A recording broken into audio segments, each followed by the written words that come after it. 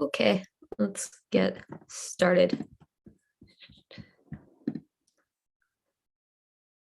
So welcome to our Public Libraries virtual conference, Open the Doors to Your Public Library. Just a little bit of housekeeping before we begin properly. So we're live streaming this conference on YouTube, and of course we're here on Zoom. So you can use either chat function to connect with us at any point, and we'll answer any of your questions there. There'll also be time for the questions at the end as well. So here's another look at the agenda there so we know where we're at. So my name's Ailish McLaughlin. I'm Sales and Marketing Consultant for PTFS Europe, and I'll just be doing a bit of the compare and welcoming you all here. And then next we're going to be hearing from Fiona Borthwick, who's Head of Sales and Account Management. She's just going to be giving us a bit of a general introduction, outlining some of the ideas and the themes that you'll hear throughout. And then we'll be hearing from Jonathan Field, our Managing Director on COHA for Public Libraries. Moving on there to a video created by one of our customers, Sharon Dugdale from Cumbria County Council, who's going to be telling us about their experiences implementing an open source LMS during the pandemic. From there, we've got another customer created video, which is just more broadly about open source and libraries from quite a range of our customers, which is very interesting.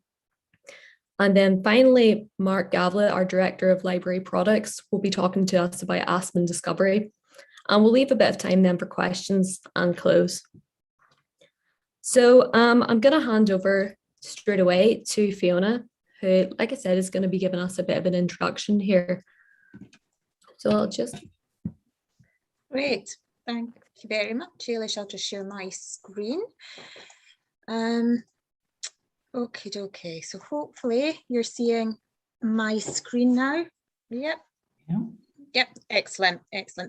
So as Ailish said, my name's Fiona. I'm Head of Sales and Account Management here at PTFS Europe. Myself, I have experience working with the public libraries, starting when I was 15 as a Saturday shelver. And throughout the 10 years I've worked at PTFS Europe, I've worked with lots of public libraries doing their implementations and so on, as I'm going to speak about.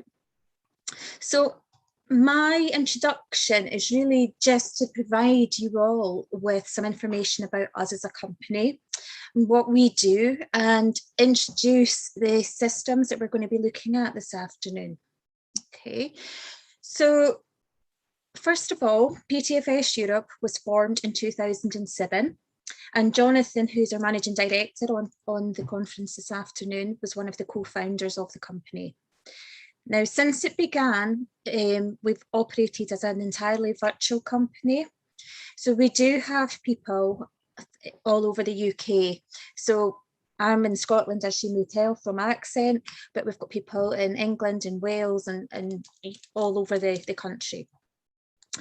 So we do focus on software as service applications, and we've got a customer base of over 120 libraries across Europe.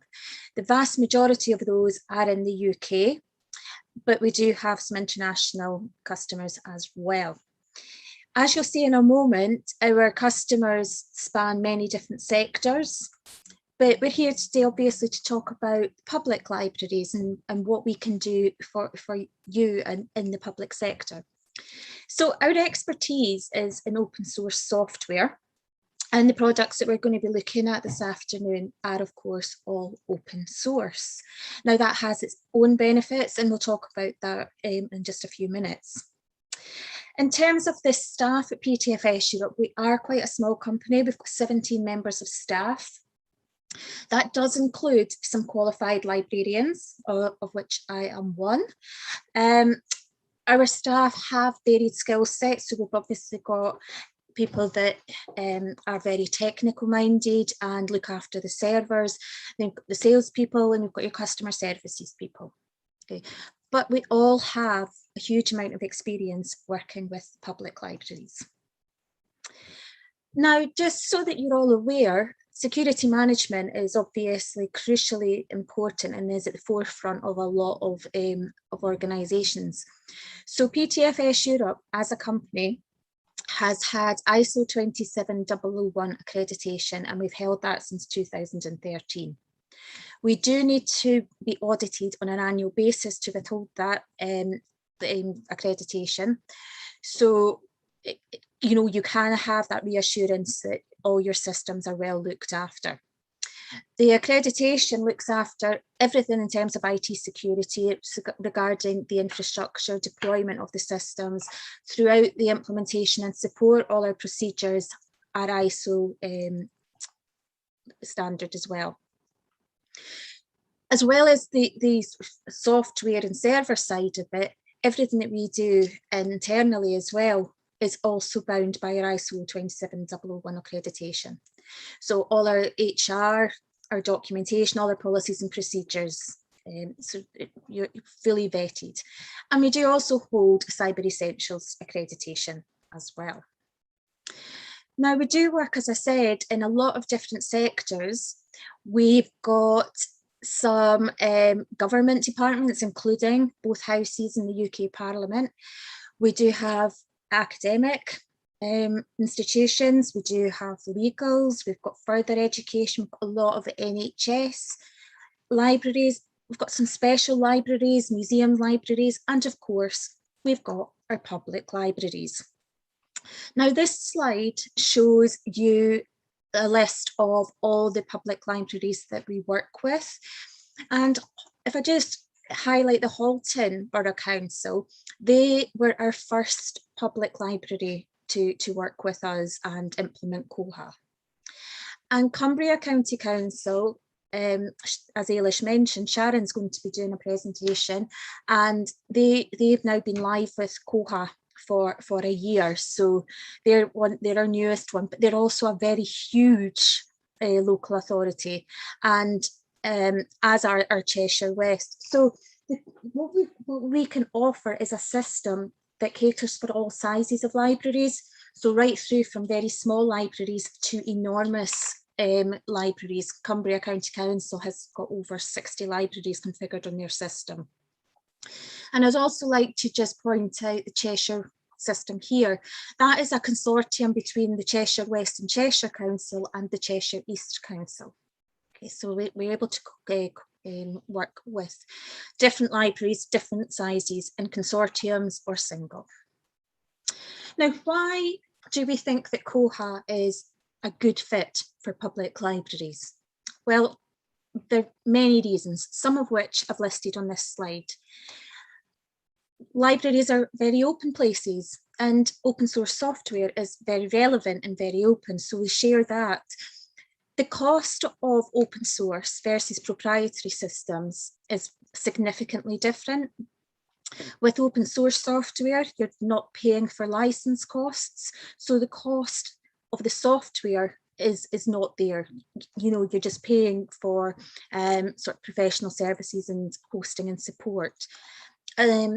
It's also web-based and has been from its inception, so there's no client-server technology. With it being a web-based system, it's hugely intuitive and easy to use, and you've got navigation to take you around all the different records. And COHA offers a huge richness and functionality. As you'll see from our presentations today, it covers what you would expect from a library management system and a lot more. Unfortunately, we don't have a huge amount of time to show you it all today. You'll also see, as I think Jonathan will mention, that COHA is responsive as well. So you can work with it on a laptop, on a tablet, on a mobile phone, and it will resize itself accordingly. So you don't need to have any separate applications to run the library management system. Open source in general tends to have the backing of a worldwide community, and COHA is no different. There are a huge amount of developers out there, so there's always scope for development opportunities, and COHA is an ever-growing system. As I mentioned, COHA is implemented within consortium environments, and lots of libraries have recently gone down the route of joining a consortium and then realised that actually they don't have their own autonomy. So COHA allows you to still be within a consortium, but retain that autonomy. And also the values of open source software do match those values within libraries. And I've got a slide here that just shows that. So we've got our library values. So libraries talk about collaboration and community, sharing information freely, and open source values, the same. Privacy and security, information neutrality, preservation and standards. Each of these are library values and also open source values. Now, COHA itself was created in 1999 in New Zealand. So it is quite a mature system now. But as I just said, it is continually developing. New enhancements are being added to it all the time. And that is the nature of an open source community driving it. The word koha itself is a Maori term, and it means gift. So that really buys into the whole open source ethos. You're gifting the software, and there is no cost for the software. But it's a reciprocal arrangement, because any developments that are done with anybody throughout the community gets put back in to the core product. So everybody gets that benefit. Now, to put it into perspective, back in 2009, there were 2 small libraries using COHA in the UK. And here we are in 2021, and it's estimated now that there are over 15,000 installations of COHA worldwide. And that developers community has grown to be over 400. Now, this map shows you that COHA is implemented throughout the world, and it's one of the world's most largely used library management systems. You can see where all the clusters are within this diagram. And PTFS Europe are one of over 40 companies that support libraries in using COHA. Okay, so COHA in that sense as well, it's fully translatable, and you can work with support companies in your native language. We're also going to be looking at Aspen, and Mark's going to be providing a demonstration of Aspen. And we really see this as a real game changer. It's the first new platform of its type in years. It's a library engagement platform which can be used to provide a front end to the COHA library management system. COHA does have its own OPAC, but Aspen just takes it to the next level. It offers a single search for the library users, and it returns hits from many different sources. In addition, it does also have web builder functionality, which means that it can be used as your library website. But that's enough on that just now, because I don't want to take anything away from what Mark's going to show you. But that's just a quick introduction. Now, I've talked about COHA and I've talked about Aspen, both of which you're going to be seeing in just a few minutes. What do we actually do?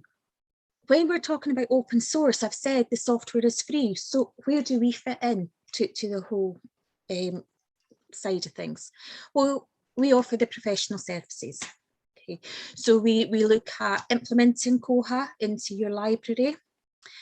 We go through everything that an implementation will contain, through the technical, the data, the configuration, the training.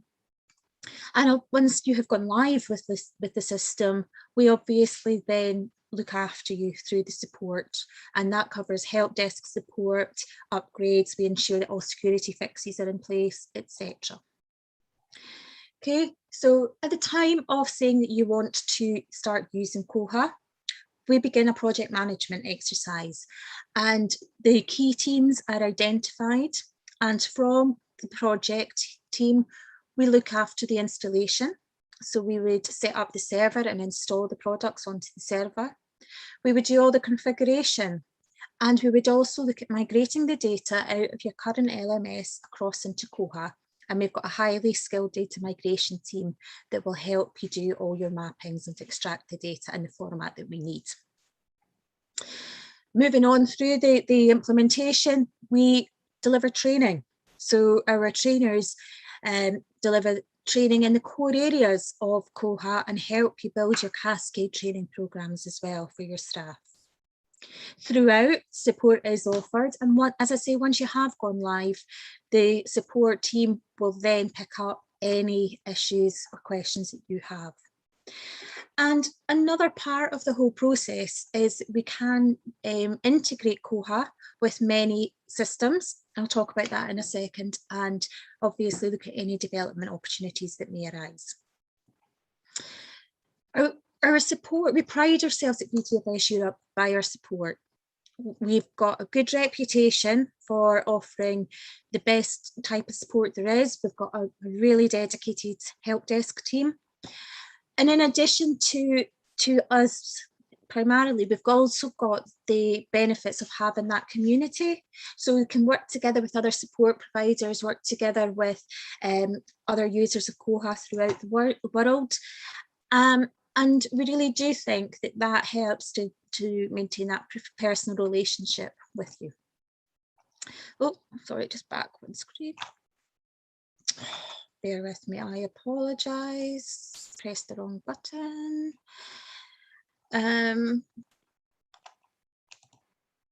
Okay, so in terms of practical support, we have got our help desk, where you can submit tickets via email or via the online portal. You can, of course, telephone for critical issues as well. The whole support team is based in the UK, and we identify any bugs that need to be fixed and obviously put them on as quickly as possible. And we look at managing an upgrade schedule for you as well. Normally we're looking at about annual upgrades, but you have a team that assists you with that whole process. Mentioned integrations. So working with public libraries, we know that you use a lot of different systems. So COHA integrates very easily with your self-issue units, with different suppliers of those units, DTEC, Biblioteca, 2Secure, etc. We integrate with your PC booking systems for the public network. Again, ICAM, NetLoan. We also work with all the mainstream vendors for EDI purposes, for acquisitions. Also, we integrate with likes of Belinda, Overdrive for ebooks, etc. We can offer postcode lookup integration for your borrower records. We can give you scripts that will export your library holdings to the Public Lending Right, PLR, to Unity UK, to Collection HQ. Also, we can offer SMS integration for your notices that you send to your users, and online payments, integration with the council finance systems, etc. That would all be done as part of an implementation project with us. And in terms of ongoing communication, you have a close relationship with the account manager. So that was, I would be account manager for the public libraries. And we arrange regular account manager calls, and hopefully, once we're allowed to get back out and about, on-site meetings as well. We do have an all customer mailing list where we send invitations to open discussions, etc. We send out press releases. We have a fortnightly What's on Our Mind, which is a very short video highlighting something of interest in one of our products. We have conferences like this, online and in person, and we also moderate some user groups, but they are run by the users themselves. We just tend to get invited along. And just very, very quickly, I just want to highlight another product that could be useful for you in public libraries, but we don't have time to show you it today. And it is called Metabase, which, as you would expect, is another open source product. And this is a business analytics tool, which is also web-based and very powerful. And what it does is it works with your COHA library management system, which incidentally has very, very good reporting functionality. But what Metabase does is it takes that reporting mechanism and makes it look pretty. So you can ask questions and get results immediately like you can in Koha, but an advantage of Metabase is that you can create dashboards which can be shared between others, and they're updated very regularly. So this is just an example of our cataloguing dashboard. You can see here we've got a count of items by item type, and it's presented as a pie chart. Over here we've got a horizontal bar chart, we've got a table, and so on. And another example is a dashboard that we've put together for SITFA returns. You can see here again, we've got a combination of visual presentations. We've got a line chart, bar chart, pies, tables, and we've just got some text-based as well. Okay, so if you'd like any more information about Metabase, because we don't have time to show you today, do let us know. We'd be very happy to provide that. Just thought it was worth flagging now. So I'm going to leave you now in the capable hands of Jonathan, who's going to show you our COHA system. I've put some links to here. I think we'll be sharing the slides afterwards. We do have a YouTube channel, so I'd urge you to take a look. If you aren't subscribed already, please do. It's got all manner of useful videos on there. You'll also have some demonstration videos for COHA, Aspen and Metabase as well. So those are my contact details. Do please get in touch if you've got any questions for me. I'm around for the rest of the event this afternoon anyway, so do feel free to use the chat as well. Okay, so thank you very much. Okay. Great, thank you very much, Fiona. Hopefully my screen has miraculously appeared now. It has, yeah. Perfect. Okay, thanks so much. Yeah, I'm Jonathan Field, and as Ailish said earlier, I'm one of the founders of PTFS Europe. So I've literally got 2 slides just to talk to you about, and then we're going to jump into COHA and just have a brief look around. We haven't got a huge amount of time this afternoon, but there was just a few things I thought I'd show you and pick out just to give you a flavour of what COHA is like.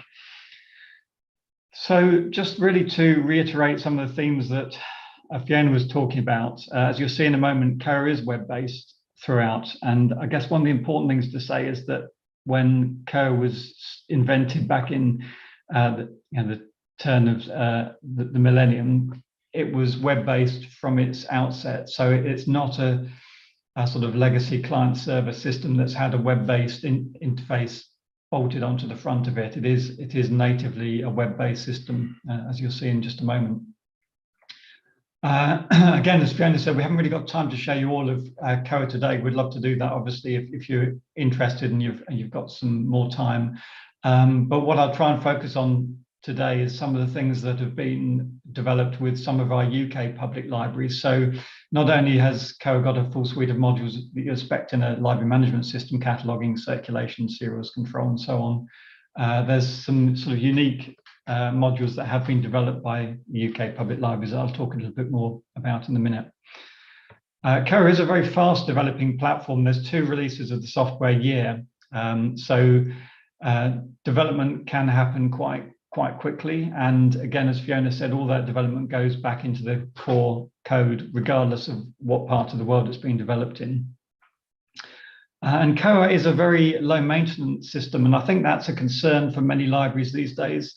The role of historically, when I started out in library management, libraries and in library management systems back in the early 90s, the system librarian was the sort of master of all the systems. That role really has almost vanished now. And I think one of the big benefits of COHA is that it's richly functional because it's been around for so long, but it's actually very simple to maintain and manage. You don't need system administrators to actually run and maintain the system. And I think that mix of sort of being functional and easy is one of the things that makes COHA so attractive.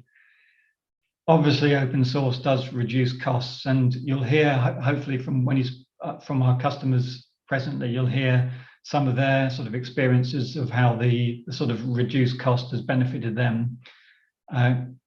COHA also supports a vast range of international standards, so things like SIP2, EDIFACT, Mark 21.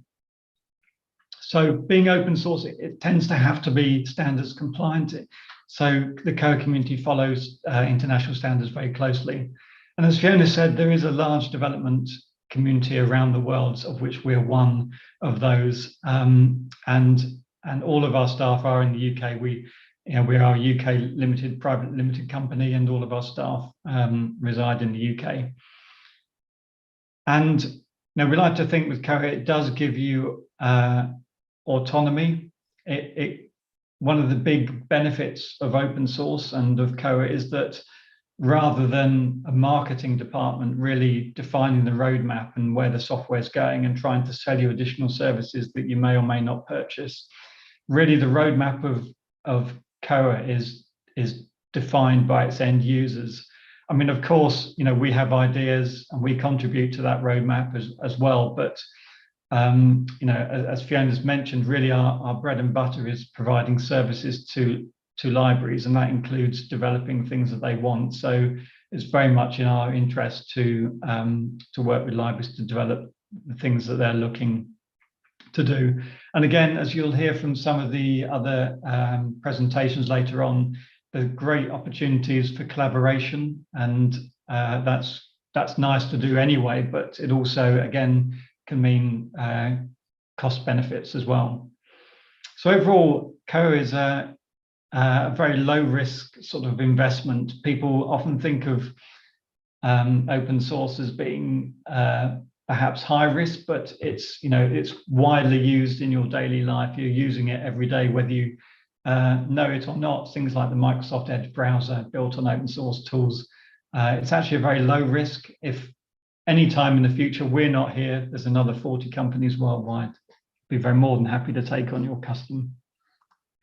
Just specifically talking about UK libraries, as mentioned, a lot of our UK public libraries, alongside our other libraries in other sectors, have contributed quite considerably to COHA since we've been in existence. Fiona mentioned Halton Borough Council. They became a COHA customer. They were our first public library in 2010. And part of that tender was the requirement for us to build them a housebound home delivery module. And we'll have a very quick look at that in just a moment. We also developed a cache management module, which is actually quite a unique module really to UK public libraries. But we found that a lot of our libraries that came across from Axial had been used to having that type of functionality in their system. So again, we worked with some of our public libraries in the Northeast and the Northwest. They collaborated to really design it. They contributed a little bit of money towards it. We contributed some time as well. And again, you'll see the sort of output of that in just a moment. Same is true of stock rotation. Again, not so widely used worldwide, but very popular in the UK public libraries in particular. So the ability to create collections of material and move them around between branches so that you get even distribution and use of the material. Not so much in our public libraries, but some of our other sectors actually introduced and developed library groups. So that really is at the heart of the consortia features in COHA. And again, I'll show you a little bit of that as well. And then there's many other sort of small little features and enhancements, workflow improvements, and so on that our libraries in the UK have either helped by funding or have been involved in contributing towards. And just finally to mention that we're working at the minute with Durham Schools Libraries, the Durham Learning Resources, and working with them to build two interesting new pieces of development for COHA actually, which are the ability to create collections of material together into bundles and then able to book those materials in advance. Now that's a development that's come out of public libraries, but it's also a development that's of great interest to other libraries in other sectors. So our music libraries, for example, they're very interested in being able to create collections of vocal scores and orchestral sets and be able to book those in advance. So Again, it's come from a very specific sector, but will have hopefully global benefit to other libraries as well in the future. Right, that's enough talk. Let's just dive in and have a little bit of a look around with COHA. So, as I said, COHA is all web. It's a web-based system. So I've got a web browser open, and I'm presented with a login page. So when I log into the system, that does two things really. It sets the permissions as to what I can and can't do, and it sets my library location as well. So that's obviously important for things such as transiting books between libraries. But it's also useful if library staff are carrying their laptop between branches and they're having to change their location as they move. Now, once I've logged in, just to give you a sort of overview of the sort of navigation here, we have this static bar at the top. This stays with us wherever we go, and it has the links to the core modules we're entitled to use. Now, I'm actually a systems librarian here, or an administrator, so I'm entitled to use all the modules in the system, but obviously it might be a subset as well. Over on the right-hand side, I can set my library, and in this case, my cache register as well, because we've got cache management running on this system. And then over on the far right-hand side, I've got context-sensitive help. So the online help for COHA is all written again by companies like us and end users. The homepage links to the homepage of the manual, but as we dip into the system further, it becomes context-sensitive. We then have this omnibox, and this changes dynamically depending on where we are in the system. So on the home page, it assumes we want to issue a book, search the catalog, search for a borrower. But as we move around, say if we jump into acquisitions, it's search for a vendor, search for an order, and so on. So that does dynamically change as we move around to give you the most sort of intuitive search. The other thing we find on this bar here is that we have a breadcrumb trail. So we can always find our way back to the home screen if we're lost at all. We then get these big buttons. These are simply repetition of the links in this drop-down menu. So again, I'm entitled to use all these modules. And then on the left-hand side, I've got a number, sort of a place where we can have branch-specific information. So this could be information that's on your intranet you want to point staff to. It could be reports in the system. It could literally be anything. It's just literally a block of HTML. And then the same is true at the bottom of the screen here. We've got another block. Again, you can use it for whatever you want. In this case, we've dropped in little reports, and these reports are really just designed to help staff with their workflow. So one of the nice things about COHA is you don't have to understand how a report is constructed or be able to construct a report in order to be able to run it. So you can write a report, or we can write a report on your behalf, drop it under the nose of your staff, and they can just go and run it. So if I've got a time to do a bit of weeding, I can pop through, get a weeding list, and then and start working my way through it. Wherever there's a hypertext link in COHA, as you can see, there's a lot on this page, on these pages, you can open the information up in another tab.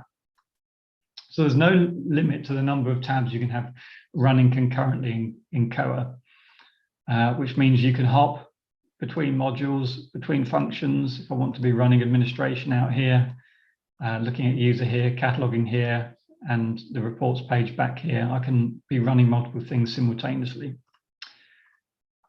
Let's just navigate back home. And just before we jump into users, the last thing really to say, and Fiona again touched on it, COHA is a responsive application both on the online catalog and in the staff interface. And what that means is you don't need to use an app in order to use it on a different device.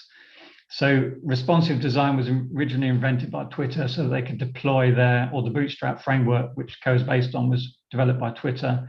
And that allows you to deploy applications quickly on multiple platforms. So just to show you how that works, if I just get the developer tools up, and I'm going to switch into a mobile view, and I've got an iPad here. I could go to an iPad Pro, but let's just stick with an iPad. And you can see you don't lose functionality ever. It's always reshaped and resized. So sometimes text turns into icons and so on, but it's all redesigned. And that is one of the big benefits. You never lose functionality. So for example, if I just go into users and do a quick search, I've got a list of users up. Everything fits on the page. We can use all the functionality. If I just flip the screen the other way around, tilt my iPad around, you can see you still get all the information.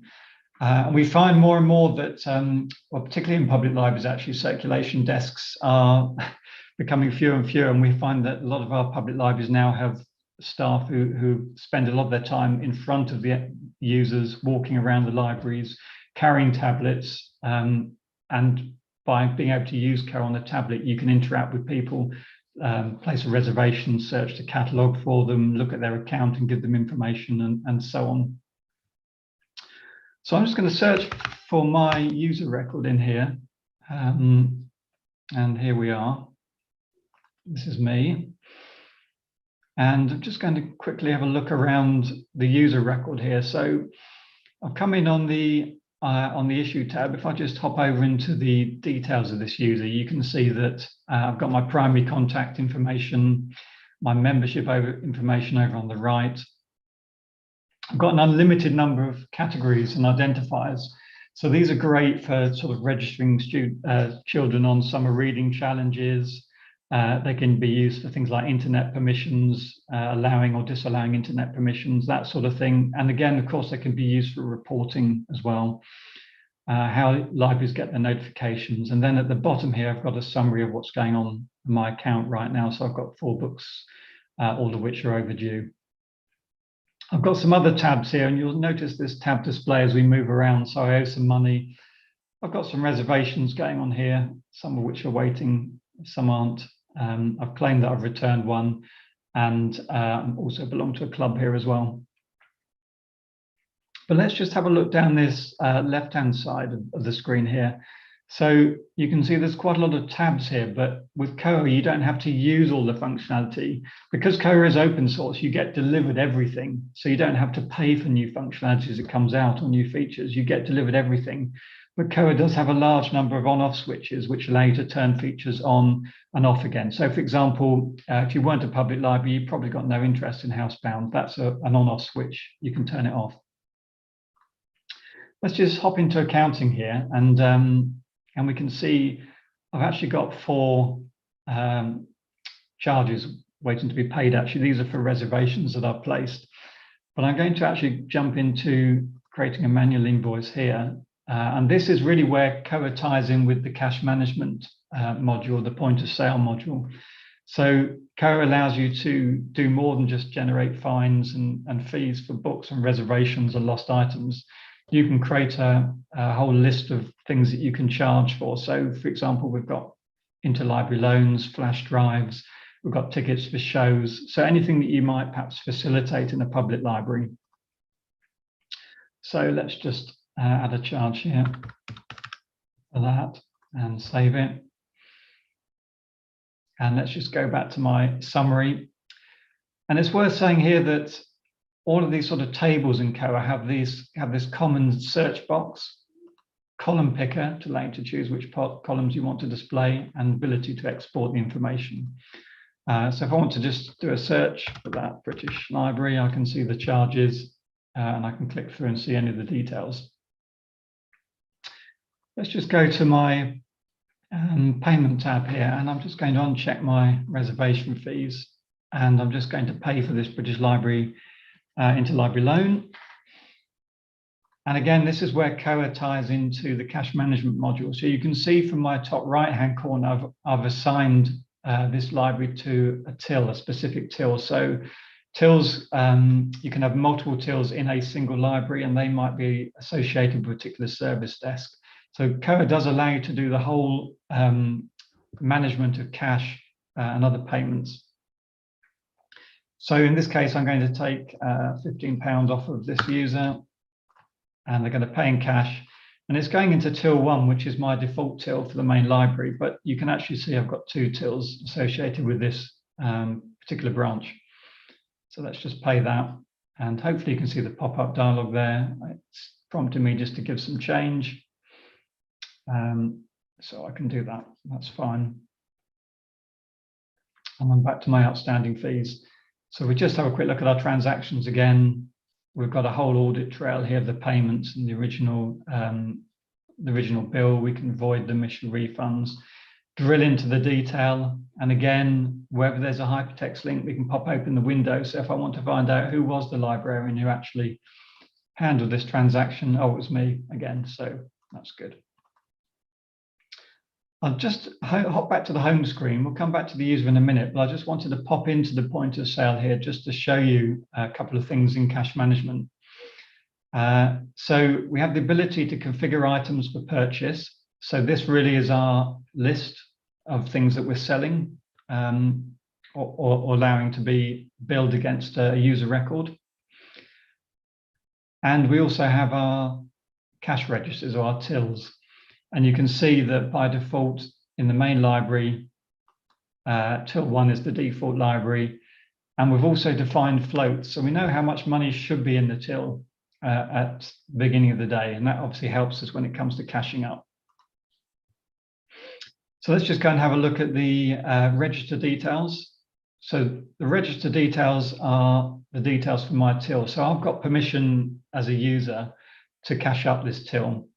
So from here, I can look through the whole audit log of what's happened in the till throughout the day. And I can see that the float at the beginning of the day was £25. I've taken £96.25. Some cash has gone out of the till. So I should be looking to bank £58.75 tonight. And if I'm happy with that, I can record the cash up and that resets the till for the next day. If I want to look more broadly at the tills within this library, as you saw earlier, there are 2. I can drill down into till 1 and till 2 and cash up the other tills as well. So that sort of gives you almost like a virtual till system. I'm just going back to my user record. So again, because Koha is browser-based, I can move forward, I can move backwards. I'm just going to go back to my details tab. One of the things that came in during COVID, actually, during the first lockdown, was the ability to schedule pickups of material. So that, again, was something that came to Koha very quickly, and it allows libraries to have their users schedule a pickup. So if they have got a reservation, the library's shut, they can't come in, but maybe they can come and stand outside the library or come into the reception area and just collect a book and walk away again. So that's really what that is. And I can pick a date. So I'm coming in next Thursday, pick a time. So again, really just a demonstration of the sort of quick development environment that's in Koha. So it's easy to respond to these sort of challenges. Let's just have a quick look down the rest of the user record. I'll touch on this very briefly. So I've got circulation loan history. Again, we have this table view, so we can search in within the table if we know the book. It's by Christian Frocks. We can find it. Same with true reservation history. We've got notices for this user. This could obviously be overdue notice, but it could be any other type of notice as well. It could be an interlibrary loan pickup notice, hold reservation notice.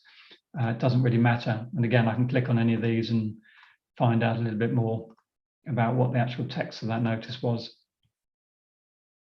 And then I'm going to hop down to the Housebound Module tab. So as I said, Koha's got a Housebound delivery module, which allows you to develop profiles for users in order to deliver the appropriate material to them. So I'm just going to go back to the home page, or to the user's home page rather, and I'm going to filter my users by the category homebound. So you can see we've got housebound volunteers, they're the people who choose the books and deliver the books, and then we've got the housebound users themselves. So we've got Joan Anderson here. She's in a care home at the moment, and if we look at her housebound profile, we can see that we deliver to her on a Thursday fortnightly. She prefers large print and talking books, and she's interested in non-fiction, cooking, sewing and travel. And it was her family who referred us to the Housebound service, but it could equally be social services or somebody else. And obviously we can edit this profile if we want to. And then we can record here deliveries to this user. So we can see Fiona picked the books and delivered them back in July 2020. David picked the books and Fiona delivered them in 2021. So we can record each time we go and visit this user. So perhaps we go next Thursday in the afternoon, and we'll make Fiona the chooser and David the deliverer this time. And these are all people who are volunteering on behalf of the library, or they could be library staff, of course, and they have a specific role as a chooser or deliverer. One other thing to say really about that is if I try and issue a book to this user, COHA knows whether a user has had a book before or not. So in an attempt to sort of prevent you from delivering the same books repeatedly to this user, it will issue me a warning if this book has previously been borrowed to this title, to this user. So that's just a little feature that can be used for homebound users, but you can actually apply it to other users as well. Okay, I'm just going to nip back to the circulation homepage. On the circulation homepage, again, we've got quick links all over the place to issue, return, renew. We can look at reservations that we need to pull off the shelf. We can transfer material between branches, look at the current state of overdues. Got some reports down the left-hand corner that have been specifically written. But at the very bottom here, we've got a link to offline. So COHA has a number of different offline circulation functions. It has a desktop Windows client, which you can download and just keep on your computer until the moment you need it. Or it also has a built-in browser offline circulation, which uses the browser's HTML store. So that's the sort of thing that's used if you've ever used Gmail offline or Google Calendar offline. It's the same technology. It creates a store of information and allows you to use the browser without an internet connection. Now, the benefit of that is it's a familiar environment. It looks like the COHA issue and return pages, so it's familiar. We can also synchronize the borrowers, and that is stored in the browser store, which means we have got basic information about the users who are there, and we can issue and return to the users offline. So you can see it's found in my browser store that I've got these 4 books on loan right now. If I just go back home again, the other function I mentioned was rotating collections. So if I hop over to tools, you can see there's an option here for rotating collections or stock rotation. We've got 2 rotating collections at the moment. Books can be added to the rotating collections manually, or they can be added as part of the acquisitions process. And that can be done by EDI. So when the EDI quote message comes in, that can automatically put a book on a rota. So if it's new material, you want to start it straight onto a rota, you can do that. But let's have a look at adult thrillers. You can see we've got rota stages and rota items. If we have a look at the stages, you can see that we start in the main library for 30 days, go into the green library, then out to the hunt library. And we can move these stages around if we want to make the hunt before the green and so on. And then we've got 3 items currently on this rota, and you can see that these go main to hunt to green, back to the start again. We can move the stages on manually, or that can be done automatically in the background. Let's just go back to our family history items. And again, you can see there's several items on this particular rota. If I just pop up this particular book in another tab, here's the bibliographic information, but you can see we've got a rota tab because stock rotation is enabled, and we can see that this particular copy is on the rota and where it is in the stage at the moment. The other 2 copies aren't on the rota at the minute, but if I want to add it in, I can do that. Slightly running out of time now, so I'm just quickly, just to finish off, just talk a little bit about administration, just point out a couple of things. First of all, I mentioned library groups. So COHA has the ability to group libraries together, and that's used in different contexts. That's used in the context of being able to search by groups, so scoping libraries really. So in the case of Cheshire, Cheshire East, Cheshire West, but it could be whatever grouping you want. So you can limit by searching, you can limit by users. So you might want to restrict the display of users to a particular group of libraries only. So if you're multiple authorities working together, maybe you want to not show the users from another authority's records in your view. And then importantly, at the bottom, reservation groups. This controls the way that reservations and holds are managed between multiple libraries within single authorities, but also within wider consortia. And COHA has a number of other policies that make a very detailed and granular sort of map of how these reservations are handled and managed, starting really with the circulation and fines rules, which you find in every library management system, but it covers how many reservations allowed and that sort of stuff, but also which library can reserve against which other library. But then taking it a step further, right down to a transport cost matrix. The transport cost matrix, when they talk about cost, it's a notional cost really. It's really a weighting that to be able to boost certain libraries. So again, if you're working in a consortia or within a single authority, you can actually weight some branches higher than others. So if you've got certain libraries that are bigger than other libraries, you can ask them to fulfill more of the reservations, whereas a small library, perhaps you wouldn't expect them to do that. You can also do it geographically. So if one library is located closer to another library, you can perhaps weight the local libraries higher than libraries that are further away, save a couple of pounds on fuel and so on. And then finally, just to say, COHA has all these system preferences. I mentioned the ability to switch on and off modules. So if I just search for the Housebound module, you can see it's enabled on my system, but I might have no interest in it whatsoever, so I can disable it as well.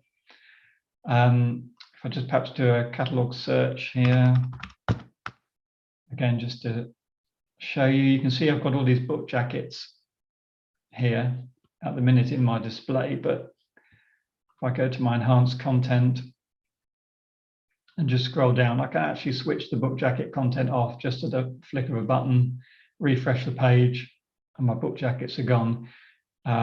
So there's literally hundreds of these. There's somewhere in the region of 600-700 of these settings, and they cover all sorts of things: features on and off, thresholds for fines, workflow behavior, and so on. So it does give you a lot of control over the way the system behaves and what you do use and what you don't use.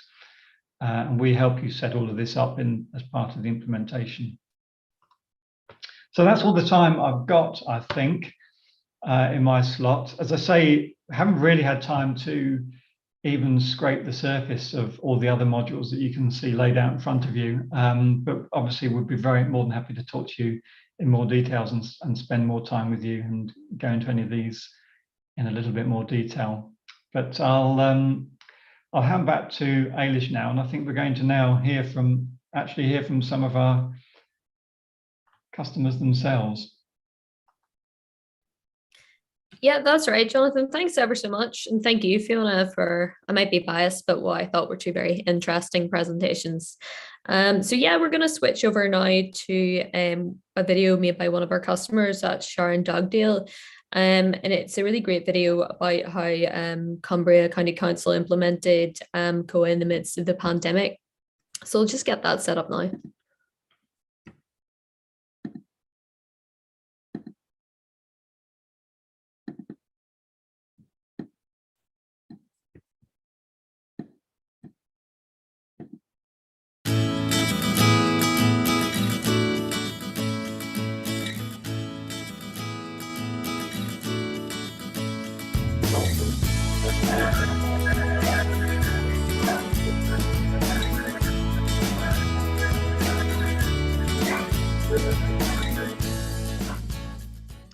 Hi, welcome to my presentation about how Cumbria Libraries implemented COHA under the most unforeseeable circumstances, or what I affectionately now call how we triumphed over everything 2020 threw at us. Firstly, a bit of background to put it all into context. I'm Sharon, and I have worked for Cumbria Libraries since 1999 as a library assistant, and for the last 10 years also as a member of the library support team. I joined the implementation project team after the initial tendering process. The core team at this point consisted of 2 area managers, the stock and reader development officer, the software and applications engineer, and myself.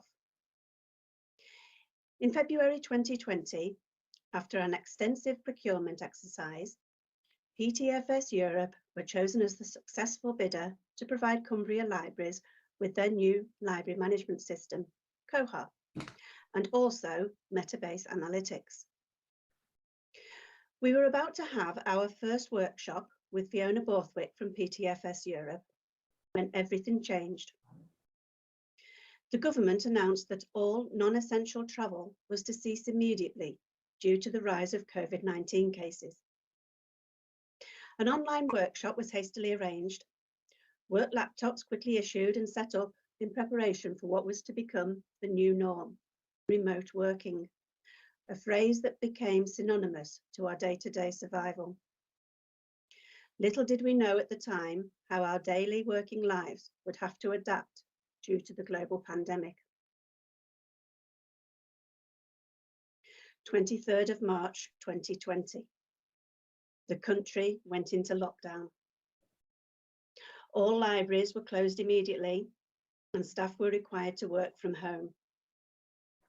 Whilst the service prioritised how we would continue to provide a library service that was to become the lifeblood to some of our customers as socialisation ground to a halt, the project team needed to concentrate on ways to implement a new LMS. So the entire project moved to the virtual world. On top of the ever-present and constantly changing reality of the pandemic and moving to a temporary virtual library service, we continued to deliver our library service in new and creative ways. We introduced numerous policy changes and concentrated on key areas, including a very successful data mapping exercise. This slide identifies the top 10 challenges facing the team in relation to the actual implementation. Policy changes. We significantly reduced the number of user categories from 31 to 11, plus 2 for the Cumbria Schools Service, who were sharing our LMS. We also had to update our GDPR policy and introduce a data management and retention policy. This last policy had huge implications for us, as it presented the opportunity to remove inactive memberships and delete stock that had been missing for over 8 years. Data preparation. We had to ensure that the patron and stock data sets containing historic inaccuracies were improved to reduce the risk of the data transfer failing. Data mapping. The number of fields used to identify a single item in the catalogue had to be reduced from a maximum of 11 to a maximum of 3. Circulation rules. We were able to use skills in the existing team to create the circulation rules from our previous LMS implementation, which proved to be extremely effective and saved substantial time. Fines. Our fining rules were changed initially due to the pandemic, and this had an impact on the circulation rules. However, since the reopening of libraries, it has been decided to permanently suspend all overdue charges and wipe any existing fines. Holds. At first, we intended to go live without holds, so the final configuration had to be done later when this decision was reversed. Transport matrix. This was not utilised during the initial implementation phase, as we had suspended all requests and all stock movement had ground to a halt due to the quarantine of returned stock. However, when the decision was made to begin the request service again this year, the transport matrix was configured, which was complex, but with the support of Fiona, we achieved our aim and set it up according to our needs. The transport matrix is a dynamic tool and proved very useful when the majority of our stock at one of our main libraries was in storage due to the refurbishment. Overdue notifications. These were suspended in April 2020, together with all fines due to the pandemic, and this piece of work continues. Letter and email templates had to be made fit for purpose, corporately branded, and entered into the system in preparation. Membership renewals. Due to the introduction of GDPR, we have to ensure that we do not hold incorrect personal data on our system. This meant the introduction of membership renewals, where initially every membership had to be reviewed by the patron on a yearly basis. This was a new procedure for customers as well as staff, and we had to clearly explain to them what was happening and why. It was soon realised that this would not be sustainable, considering the volume of customers we were dealing with. A decision was made to extend this after the first year of checks to every 3 years. And staff training. All training had to be arranged remotely, and many staff were not able to access the live workshops from home. However, PTFS Europe recorded all sessions so that they could be accessed at any time, anywhere. A personal perspective. I just want to take a few minutes to explain my role in the COHA implementation and the aims and objectives I had. My primary tasks involved data analysis and cleansing, followed by the mapping and subsequent transfer of the data to COHA. This slide shows the challenges I faced and what I hope to achieve. As I mentioned before, these data sets contained errors. Therefore, in order to allow for a successful transfer to COHA, this had to be prioritised, and the patron data corrections were shared out among the many staff working from home. After providing them with appropriate training and written guidance and a new set of service protocols to adhere to, they began removing duplicate memberships, correcting email addresses, and ensuring memberships were valid according to our policies. I then removed all memberships with no fines or overdue items that had been inactive for over 10 years. The stock data initially presented some challenges. I managed to get the bulk of the data mapped and transferred correctly to COHA, and we continued to correct some historic inaccuracies relating to call numbers and shelving locations.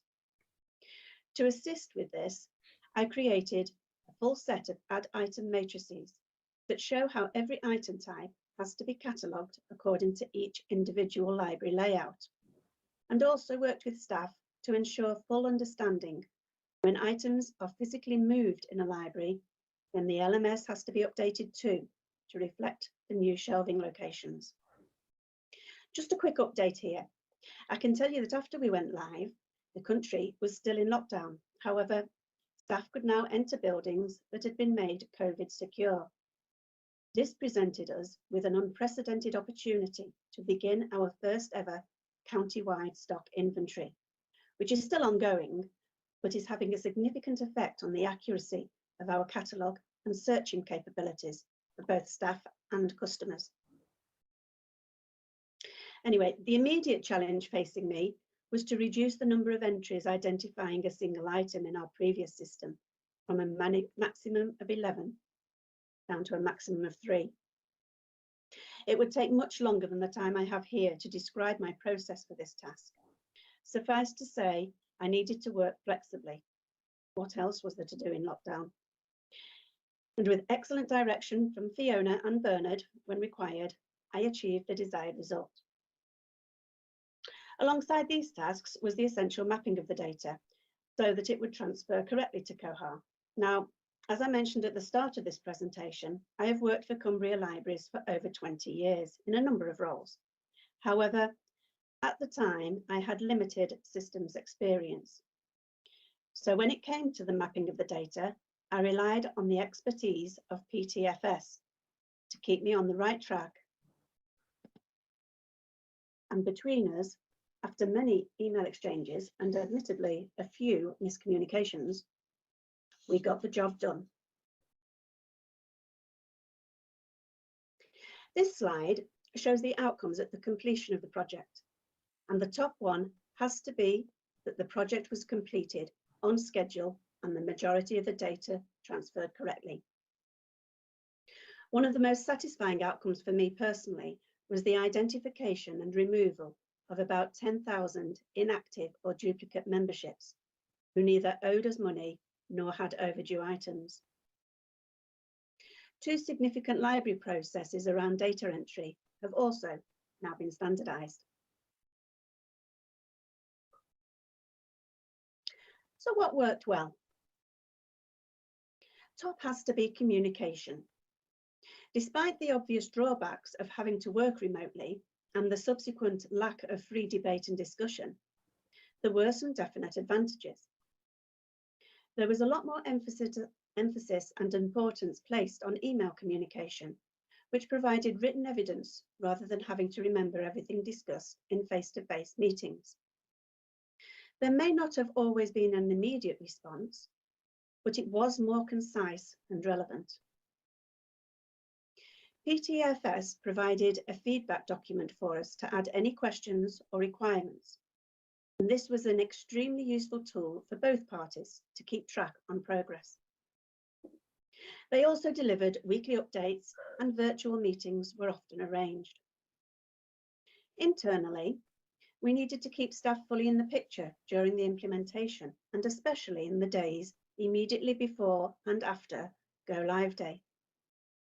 This was achieved through a series of daily updates and newsletters detailing issues the staff came across and how they were to be resolved.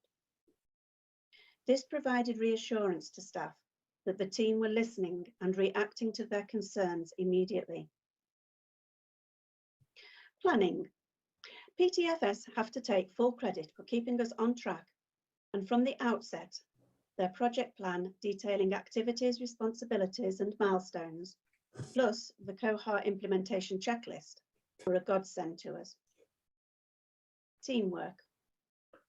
Despite the ever-evolving changes the pandemic had on the service and our need to respond quickly to customer and service needs, I think the team worked extremely well together. We all brought different experiences and knowledge to the table and helped and supported each other. Data preparation. In the short time we had, I am proud of what we achieved in regards to the data cleansing before the transfer to COHA. About 2/3 of the way through the project, we had an interim data load, followed by a lot of testing. This was a very valuable step in finding out how close we were to completing the project, and also a great chance to identify areas that would benefit from improvement, of which there were some, but they were caught in time and were then resolved. Training. Training was 2-tiered. We identified core trainers around the county, and they were invited to the virtual modular workshops organised by PTFS. These sessions were also recorded.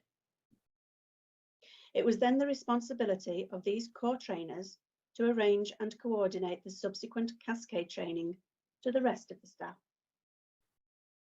All staff had access to the test server and could then continue their training at their own pace, in full knowledge that they could do no harm to the live data. So what has happened since going live in October 2020? Firstly, I can't believe a whole year has passed already. The challenges we faced over the 7-month implementation period felt insurmountable at times. But with the amazing support and reassurance from PTFS, especially Fiona and Bernard, we approached each one with renewed determination and succeeded in delivering a high-quality library management system on time. We are now nearing the end of our library restructure, and there is a new management team in place to take us to the next stage, to build on what the original project team managed to achieve under the most challenging of times. The new lead has produced a cohort roadmap And we have a COHA steering group and a COHA working group, whose job it is to review each module with new eyes, revise policies, and integrate new operational requirements. During the year since we went live, we've reintroduced a request service, begun a full county-wide stock inventory, kept the suspension of overdue fines with a view to removing them completely, including historic fines owed, are about to reintroduce overdue notifications by email, and are revisiting each module in COHA to see if we can improve on the initial configuration. Another recent event was the introduction of 2 virtual workers to help with the processing of the membership renewals and also to help identify duplicate online memberships. We continue to focus on improving the usability and appearance of our OPAC, which is basically still in its infancy. And we will look to incorporate the interlibrary loan, cash management, and stock rotation tools. So would we do it again? Well, I obviously can't speak for the rest of the original team, but yes, absolutely, I would. The whole experience was for me an incredible journey, at times exhausting and often frustrating, and a huge learning curve. However, we did it. We introduced a new LMS, trained all our staff, and reopened our libraries under the most intense of circumstances. We are committed to finalising the configuration of COHA to meet our needs, but with the library restructure very nearly complete and the new team in place, we will soon have a usable and effective catalogue and, more importantly, a library management system to be proud of. Our future with COHA is looking good. We are all getting to grips with its intricacies, and with the continued help and support of PTFS Europe, Cumbria Libraries will have a library management system that has our needs at its heart. I will finish my presentation here with a quote from Benjamin Franklin, and thank you for listening.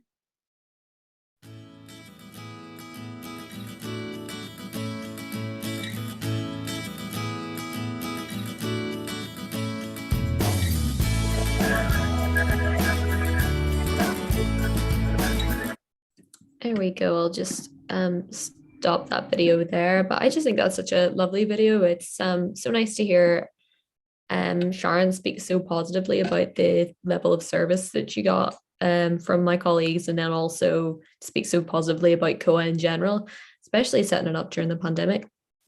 So we'll move on then to our next bit of customer created content that we've got, which is a more kind of broad look at kind of open source in libraries. So we'll get that set up now for you.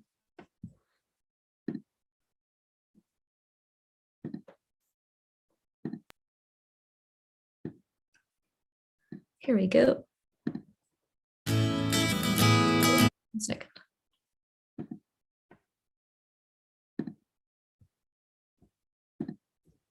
That's us now.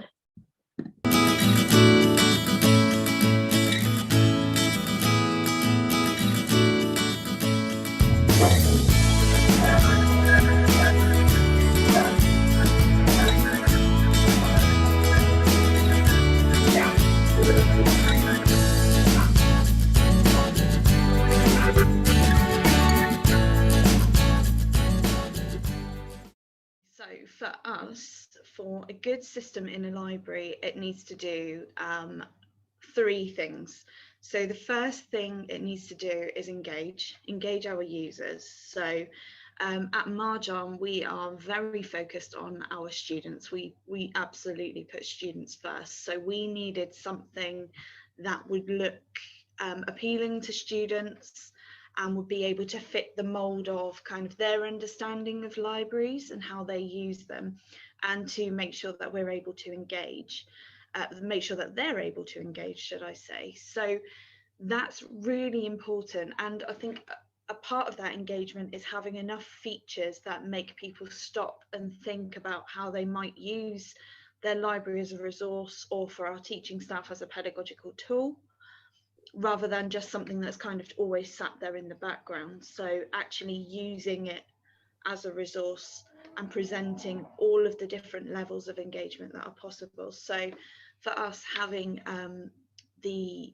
student-facing catalogue and having that fully customizable within COHA was a huge win for us. We've never had a catalogue that's been that customizable, to my knowledge.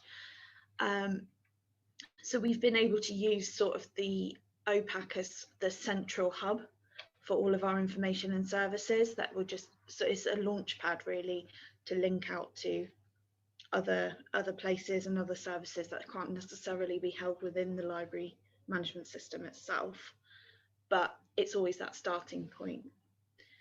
The second thing I would say that's really important is integration. So being able to integrate your library management system with lots of other things. So we are integrating our library management system with things like the CLA, so we can check permissions on things. We're integrating it with Discovery so that we have a one-stop search for absolutely everything that students have access to. We're currently working on a further integration with the reading list management software, and that wouldn't be possible with, say, a less flexible system. And we just feel like the possibilities are endless now that we have sort of an open source system as well.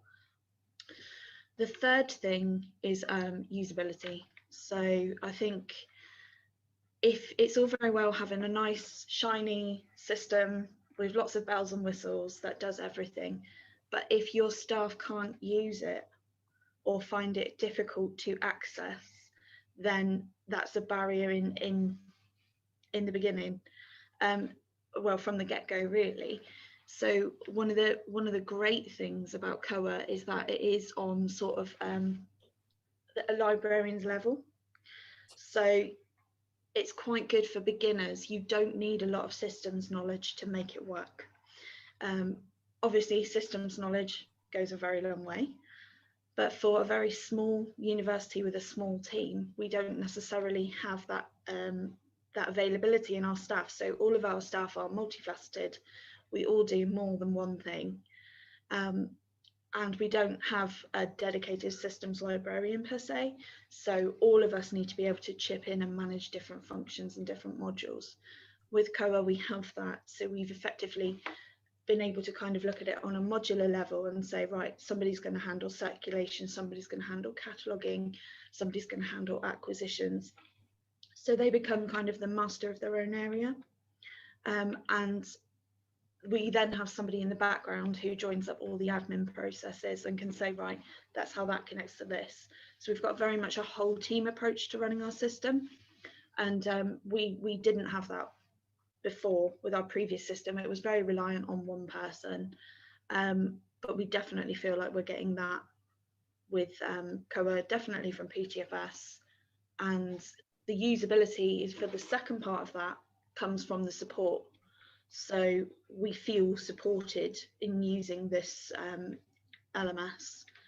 We know that if we can't make it work, then we can ask PTFS and they've got our back. They can come in and say, have you tried this, and give us solutions. And I think for us, it's a lot about confidence building in that we feel very, very able to kind of find our own way with COHA and know that it's very flexible and that if one way doesn't work, another way might, but it feels like a partnership between Marjon and PTFS. It very much feels on the same level. So I think those are the most important things. I think the barriers that systems create are sort of similar for users and for staff in many instances. I think there's an expectation that systems will work seamlessly. So people's experience of online transactions or social media platforms, there's an expectation that it'll work in a similar way. And similarly for sort of around library systems, people certainly our citizens, people who use our services, want that similar experience. So when they don't get that same experience, it can create a barrier. I think also maybe in some senses, barriers are created definitely by sort of digital inclusion and people not having the skills. We often talk about, so many people transact online, or even students who work online, but actually using Facebook or using social media isn't the same as using, a search system in a library catalog or something like that. So I think there's definitely a barrier between the expectation of what people get in their private life and what they get in the library side of things as well. So when they don't necessarily replicate each other or work in the same way, I think that can cause problems. I think from a staff side of things, it's interesting, we've got people who've worked in the library service since they left school. I won't say how long ago some of them left, but for significant periods of time, but they've adapted and changed all the way through. So I wouldn't want it to seem that these are barriers that people struggle against, but they are continually things that challenges people come up against, that things change and evolve. So is it important that library systems move always in the direction of these more familiar systems that people are using in their daily lives? I don't necessarily, it may not necessarily be important, but I think it simplifies things for people if it looks and feels the same. So, when we procure systems or we look to develop and buy things, often people say things, oh, will it do, like, suggest a title like Amazon does, or will it allow me to talk to other people like Facebook does? So the frame of reference is often in terms of a commercial, or at least a private sector social media platform, whatever. That's how they associate it. And so if you're from outside of the library world or even inside it, it's, does it do something like X or like Y? And unsurprisingly, Amazon, Facebook are the big ones that appear, time and again.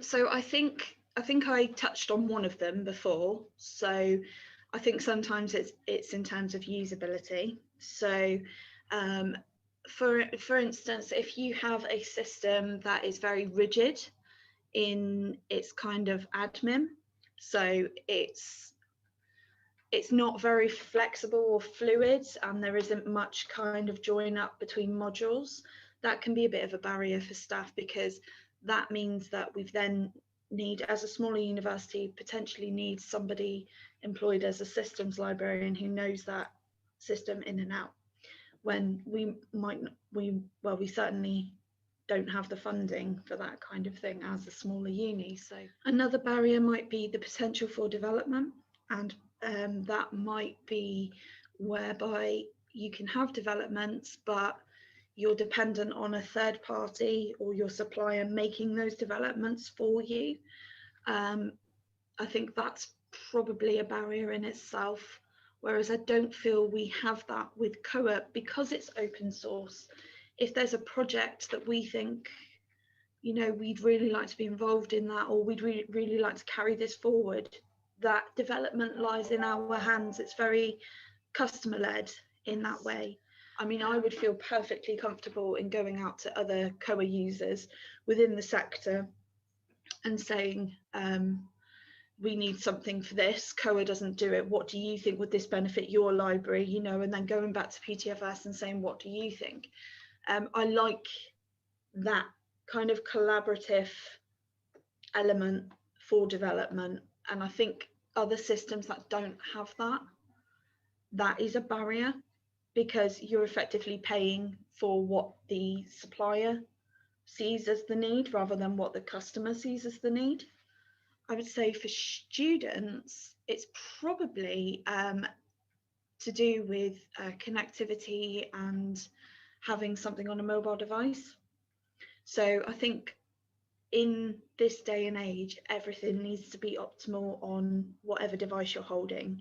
So that can be a barrier to access in itself. So if you have a system that doesn't necessarily optimize for a mobile screen or for a tablet or for a laptop, then or loses functionality between devices, I think that is a barrier in itself, because I know from our students, there'll be 3 clicks and then they're out. and they've lost interest by that point. And who can blame them? You know, we expect immediate access. You know, we get that from other suppliers or other web-based things like Google. So we need it to respond in those ways. We need to respond in the ways that users expect us to.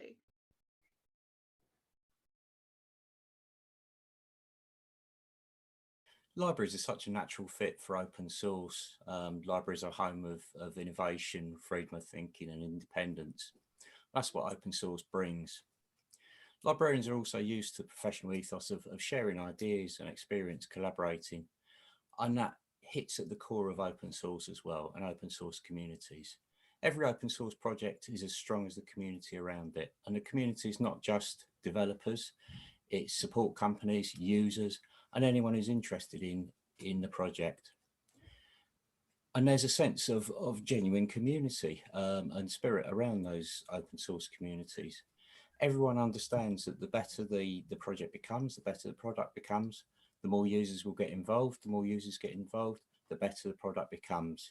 So everyone shares ideas, experience, and everyone contributes to that community. It's not just developers.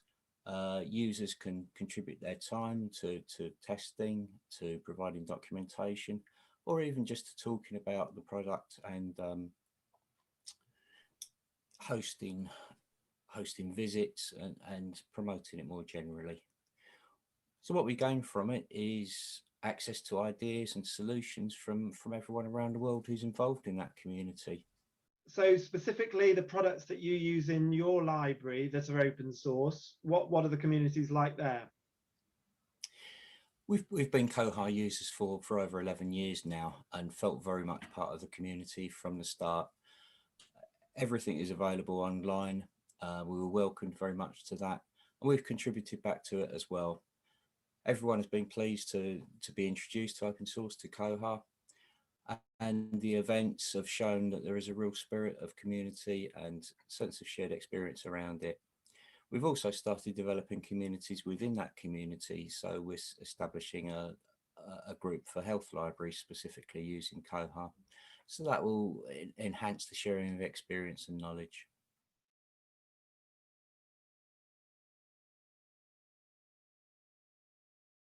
The open source model allows us to plan for the future without fear, really. Proprietary models mean you're tied to a particular company. So your whole future and the future of that product, that software, depends on the viability of that company. They could go bankrupt or be taken over by another company or have a drastic change of development. There are also no licensing issues. Licenses can change in the future. We're free from that fear. Individual programmers at companies are also likely to move, and with that the quality of the product changes. With open source, the code is all there. There are many developers around the world working on successful projects, and they can withstand the loss of individuals leaving. The whole development process is transparent, so we can see online the roadmap of what is being developed, what people are interested in developing. We can submit bugs, we can see what bugs are being worked on. It gives a whole sense of transparency, that there are nothing hiding there for the future that we need to be wary of. What we can also do with open source is, if we find that what we need to be developed is not in the overall roadmap, we can develop independently. We can use resources ourselves. We can ask or commission a developer to work on a specific piece of software for us, or we can pool resources with other libraries who are interested in the same development. Essentially, there are no dead ends. The nature of the software being open means we can also plan integrations with other software.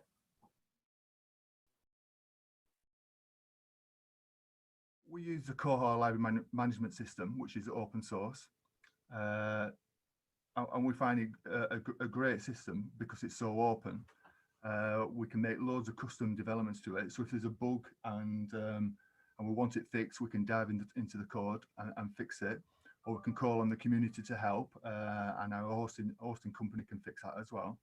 If there's any extra developments, they've got a couple of ways of doing that. We can ask the community for help with developing the new developments, and also we can create our own. There's a great custom API tool which you can create your own endpoints in the API, which is great.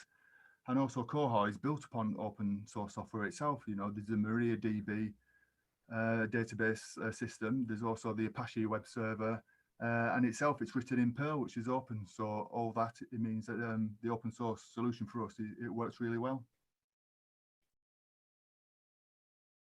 I think the big difference for us when we were looking to procure, so it's been about 3 years since we started working with PTFS, but open source was something we were keen to look at.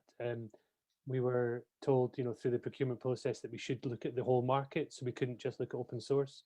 But we were keen to look at that as an option, and I think when we made the decision to award the contract to PTFS, the flexibility of developing the system was part of it. So when we took on the system, there were a couple of things that were not necessarily in place but could be developed, and I think it's always been really positive when we've spoken to colleagues at PTFS where we said, I wonder if it could do this. Then the answer has always been, well, let's have a look at it.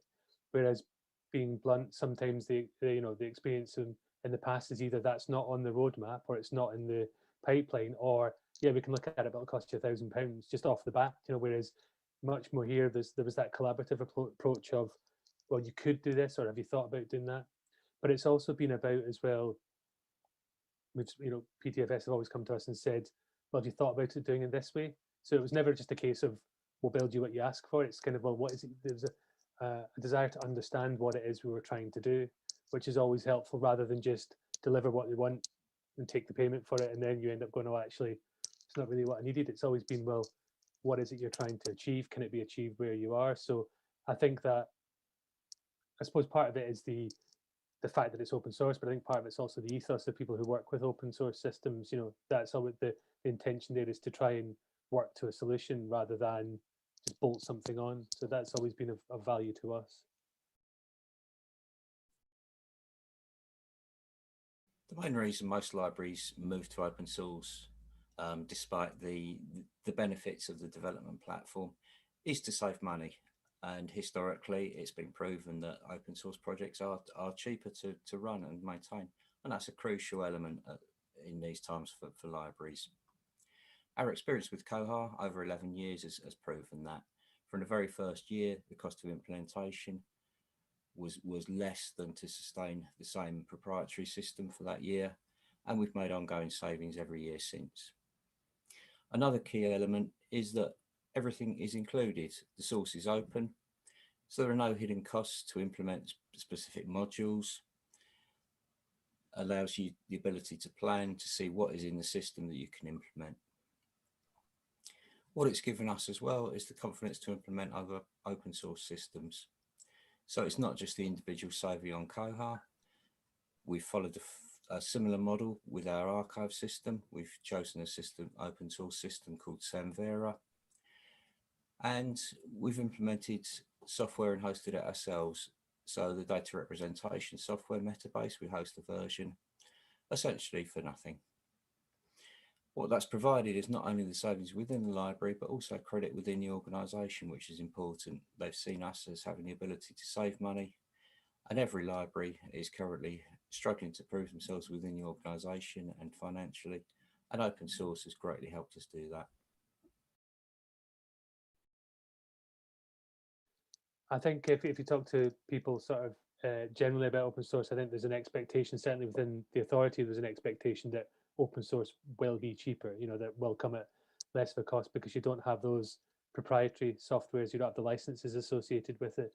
And I think, you know, it would be remiss to say that budget didn't come into it. And I think the fact that it comes at a more realistic or more manageable, realistic price point that comes with what you're getting, you know, where one of the reasons we moved systems was because we were out of support and maintenance contract in our previous one.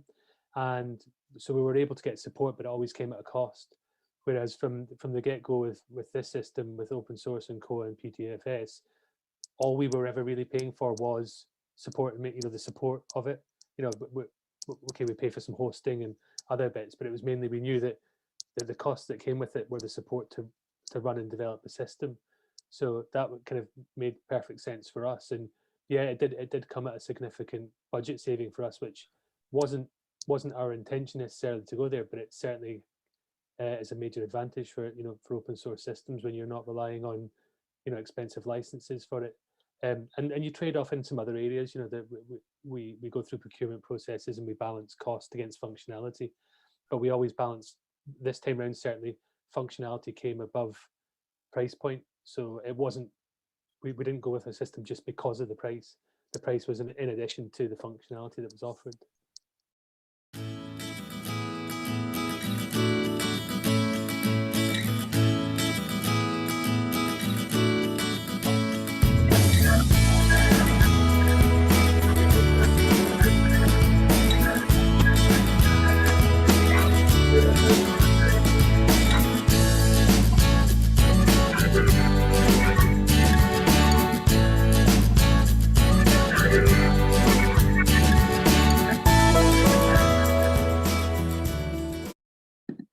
Okay, so I think that was really great to see as well. A lot of positivity coming. That's hearing from a range of sectors, but I think it's pretty clear that the benefits of open source kind of carry through, and there's a lot that's really kind of generally applicable to library needs.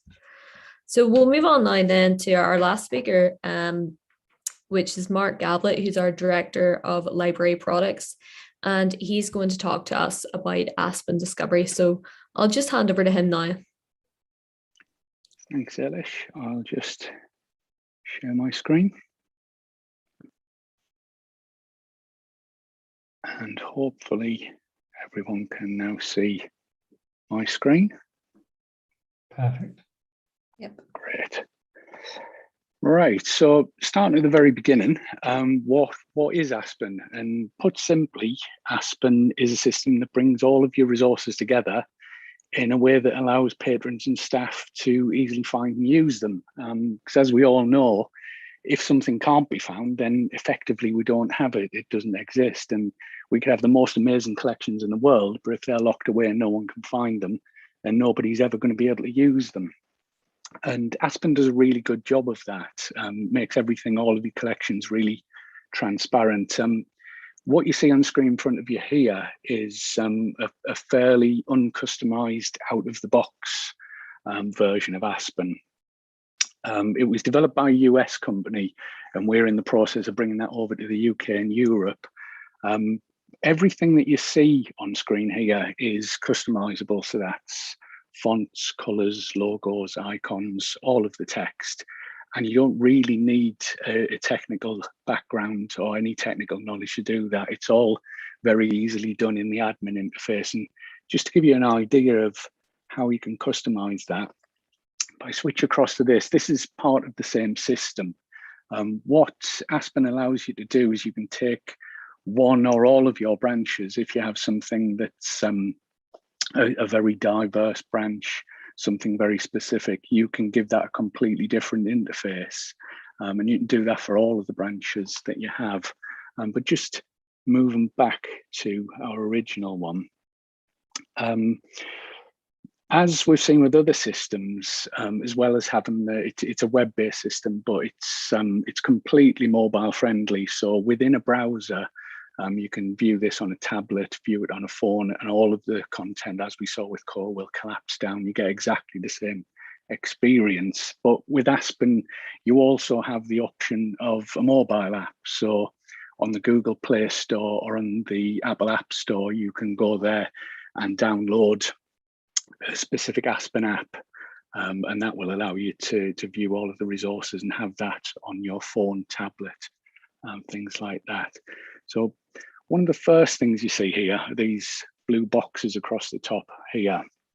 And these are a way of highlighting collections. So the default one we have here is new fiction, and that keeps itself updated. There's no maintenance to that. Anything that's added to the catalogue, and this is tied into a core catalogue to our core demo system, anything new that's added will automatically be added, providing it's marked as fiction. It will be added to this list. Similarly, we have non-fiction there as well, but we have these two others, and these are completely under the control of the librarians who are looking after the system. So if you have something like a reading group, sometimes if you walk into a branch, you might have a display of a certain collection. This is the digital equivalent. So if I go into one of these, you can see that I've pulled some resources together there, and I can highlight those on the home page. One interesting thing about Aspen is you're not just dealing with information that you've brought from an external source or from your catalog, you can also create metadata within Aspen. So if I was to take that title there, Clinical Skills for Nursing, and search for that, as you would expect, what we get is a list of resources that have come back from the search. But going down to this explore more here, all of our resources are tied in. So this clinical skills for nursing, it's actually a resource. This collection that I've pulled together and put on the homepage, it's actually an additional resource that can be searched for. And if I click on that, you can see we go into that collection that I've put together. In addition to that, we've got other sources connected to this. So we've got academic journals, magazines, news sources, primary source documents, all sorts of things like that. And all of whenever you do a search, all of these things are interleaved and come back as part of the main search. So if I go back to the home page and we just look at the science fiction collection, just a small collection there. If I go into one of these results, you can see that is coming back. It's one result, but grouped together are the different iterations, the different types of results. So here you can see we've got a VHS cassette, and underneath that you can see that we've got an online resource there from Overdrive. So it doesn't matter whether it's something that's in your catalog or something that's part of your e-collection. All of that is automatically grouped together. So when you do a search, if you've got 10 copies of something, you don't get 10 individual results. It's all grouped together. So you get a closer match to the thing that you're actually searching for. And from that, we can do the obvious things. We can get more information. We can place a hold. If it's an external service like Overdrive that we've got hooked up here, we can check that out on Overdrive, or we can see a brief preview of that, and that will bring it up within Aspen. And it's tightly tied into COHA. If I try to add this to a list, what that will do is it will ask me to log in at this point. And when I do this login, that's actually logging into COHA in the background. So it's your normal username and password that you would use for logging into the OPAC, but you're actually logging into Aspen. And it's tightly tied in with COHA throughout the system. So for instance, if I don't have an account here, I can register for a new library card. And what that will do is bring up a registration form. And again, what I'm actually doing here is registering with COHA in the background. Although I'm filling the form in within Aspen, all of the work is being done in COHA, and it will create a user in the backend library management system. So from here, what I'll do is I will sign in as a patron, and we'll just have a look at some of the patron functionality. And when I first sign in, what I get is this nice little summary. And what you see here is live information. This is real-time information that's being pulled across from my account within COHA. So you can see I've got one item checked out, one item overdue, 2 holds, but I don't have anything ready for pickup. So this is information that's coming directly from the catalog. But what you get with Aspen is you get additional data on top of what you would normally expect to see in the OPAC. So down here, what we have is a recommended for you section, very similar to you were getting something like Amazon. So these titles here that are being recommended for me, these are built up within Aspen as an intelligent function that will pull together things that I've rated, things that I've borrowed, things that I've put holds on, all of that information, and it will cross-reference that with things that other people have done within the system. And it will pull that information out. So it's things that are specifically for me. And if I go to one of these, you can see the normal information, you can see all of the bib details there, where it is, whether it's available, I can place a hold on the item. But as well as getting things that are tailored for me, I also get recommendations that are tailored towards this individual title. So I've got more like this in that section there, so I can go off and find more if this is something I'm particularly interested in. And similarly down in subjects, it pulls these out, and all of these are clickable links. So if I was interested in juvenile fiction, I can go off and find all of the information there. So it's not just a simple searching system, it's also a recommendation system. And it will pull all of that data together, create additional metadata that enriches the system.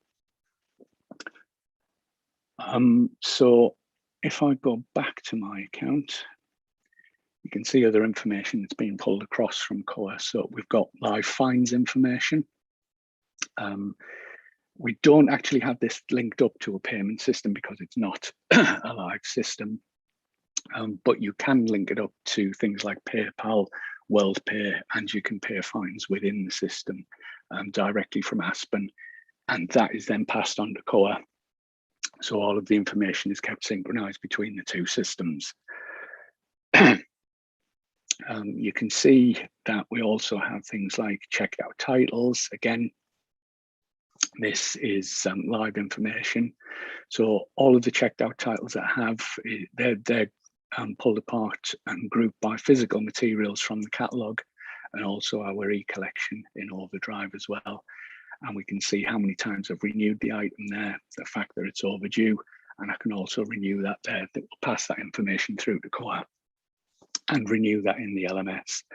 And we've also got You Might Also Like, which is a recommendation or recommendations based upon that particular title as well. So again, another instance of an intelligent linking together of data throughout the system.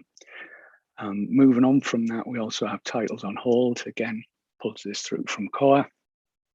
And it will show you the opening hours for, so if we do have holds ready for pickup, you can see when my home branch is open. You can see that's closed today, so there'll be no point in traveling to the library to pick that up, but I will be able to get an idea of when I'd be able to pick that item up. We also have pending holds underneath as well, so we can see things like the pending status and also the position we are in the queue. So we have an idea of how long we're going to have to wait for that title to become available. So from here, I can cancel the hold. I can also freeze the hold. So what we have there is, if, for instance, I was going to be on holiday for the next 2 weeks and I know that I'm not going to be around to pick up that hold, I can freeze that hold and put that on hold for 2 weeks until I'm back from holiday. And I won't lose my position in the queue. So it will make that title available in the time I'm away, but I don't lose the position in the queue. So I'll remain at position 1 when I'm back from holiday. I can also change pickup locations for another branch. And we have these recommendations as well, the while you wait recommendations. So I can see items related to that particular title. So I've got something there to read while I'm waiting for that hold to be fulfilled.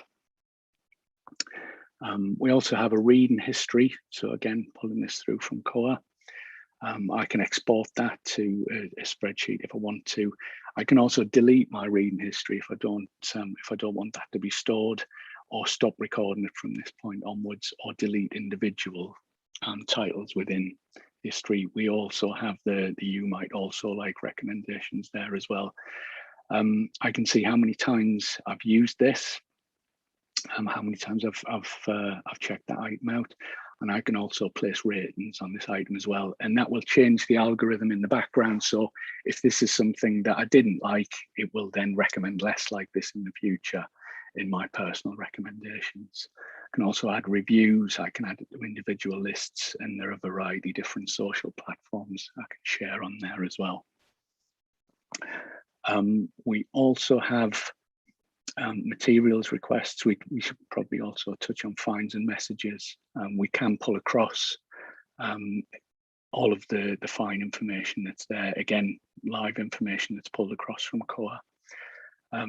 We can see materials requests as well. So I don't have any at the minute, but I can submit a new request here.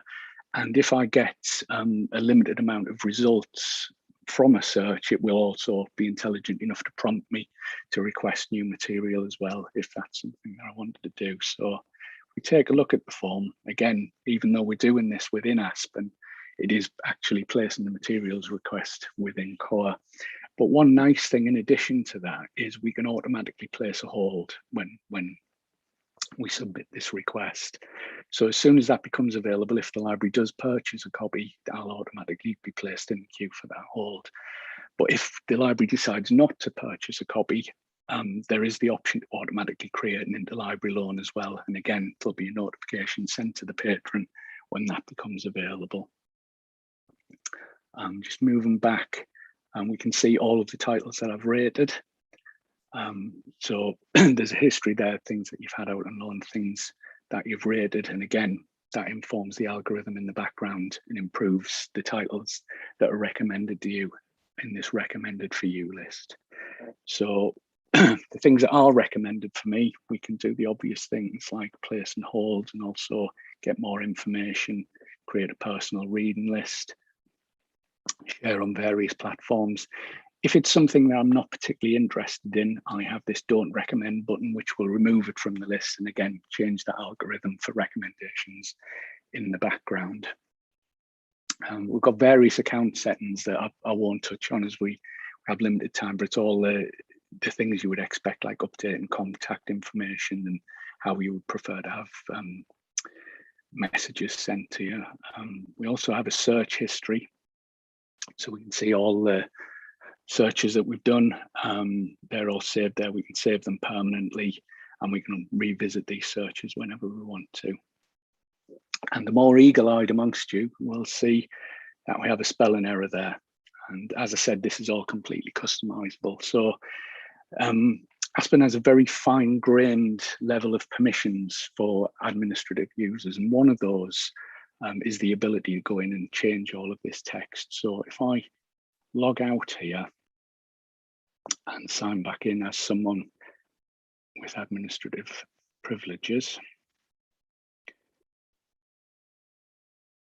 what I will be able to do is go back into the search history, and you can see there we've got our spelling error there. We've got it's a multilingual system, so there are a lot of different languages that we can we can do this on your behalf, or you can do this yourself in the administration area. You can add different language packs in there. But we also have this start translation mode. So if I go into translation mode, you'll see these little labels appear next to everything. So if I simply click on that little label, I can go in, correct that spelling mistake and update the translation, and that's updated across the board. So anything that has been translated, get a little green label to say that that's been done.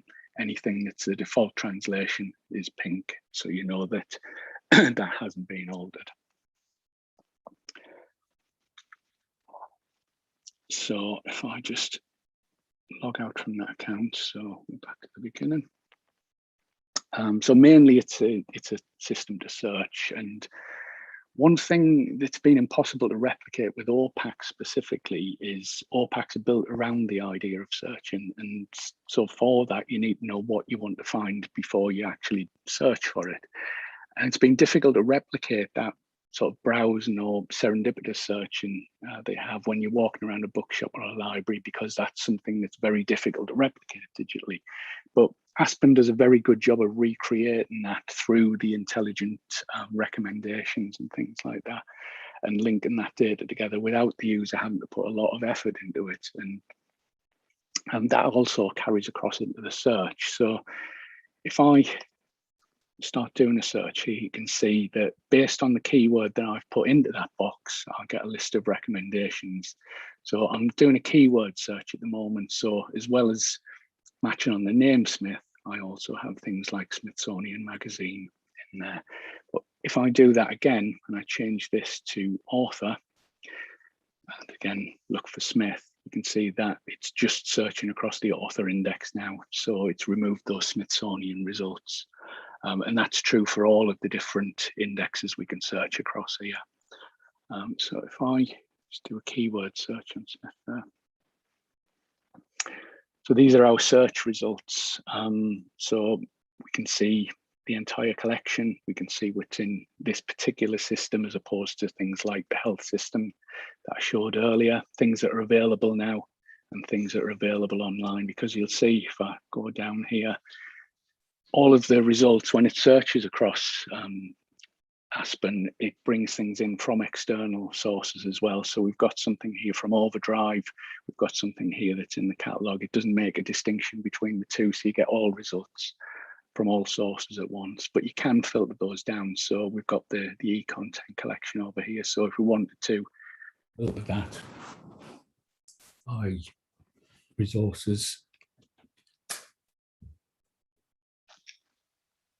sorry, I think my audio just dropped out a little bit there. We can filter that just to the e-content collection if we want something that's available online. If I go back to my main results, so we're looking in the full collection again.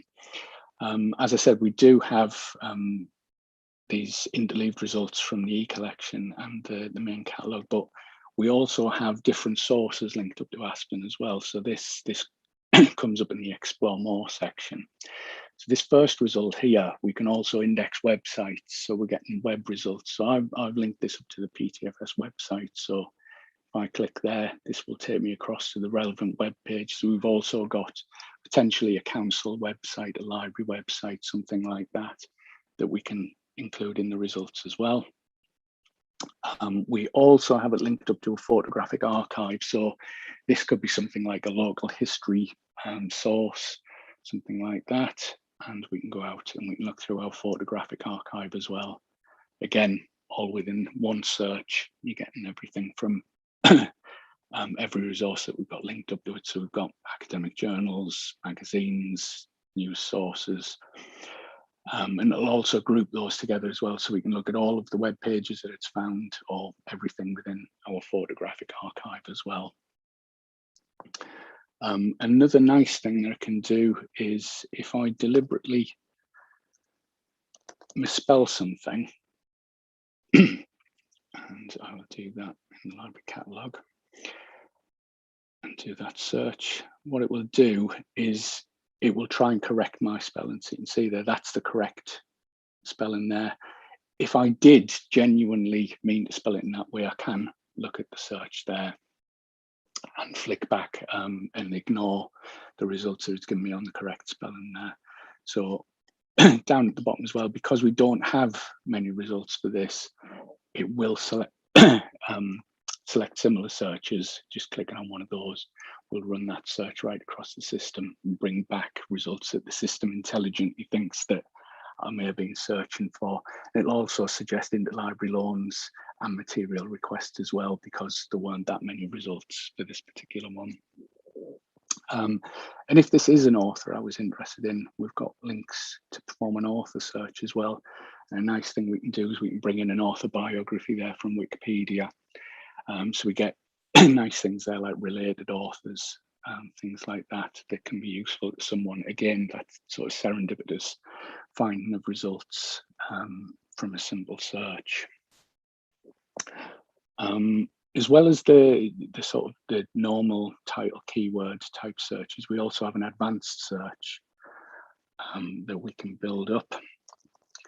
So doing an advanced search there will give me this form, and I can add additional search fields here. So if I just drop another keyword in there and run that search, what you'll see is it's searching for the keyword Potter and the keyword bunny. And a nice thing it'll do here is fuzzy searching. So although I've searched for bunny, it will actually bring back the plural of that. And it's clever enough to know that that's a related term, and it'll bring back the search results for those. In some cases, what we can have is we may have a trial of a resource. We're not quite sure if it's something that a lot of people will be interested in. We want to promote that resource. So we can do that by adding a thing called placards. If I just run that as a search across the catalogue, you'll see right at the top here, we have this promoted resource for BBC Sounds, and clicking that will take me off to the BBC Sounds archive. And there's reporting on that in the background as well. So we get to see how much usage there is of that based on that promotion, see whether it is a worthwhile use of money and a worthwhile resource for the users.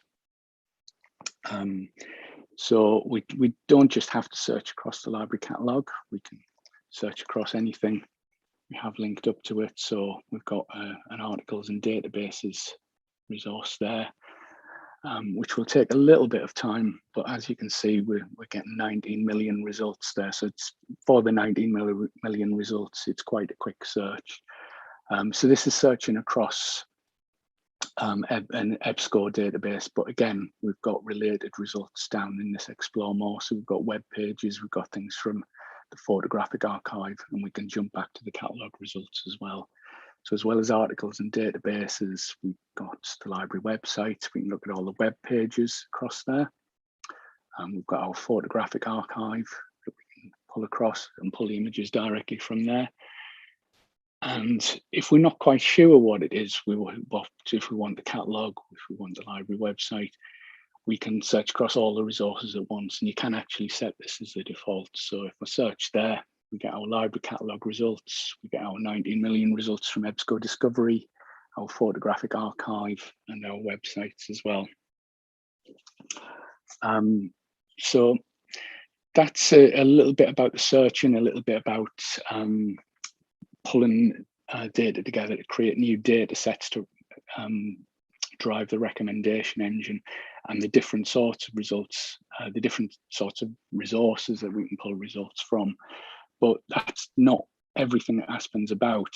It's also a content management system. So you can see we've got these links across the top here. So we can do things like within this drop down here, we can look at library hours and location for all of our different libraries. And that in turn, once we set that, when we look at the holds screen, the opening hours from this will be used on the hold screen to show when a particular branch is open.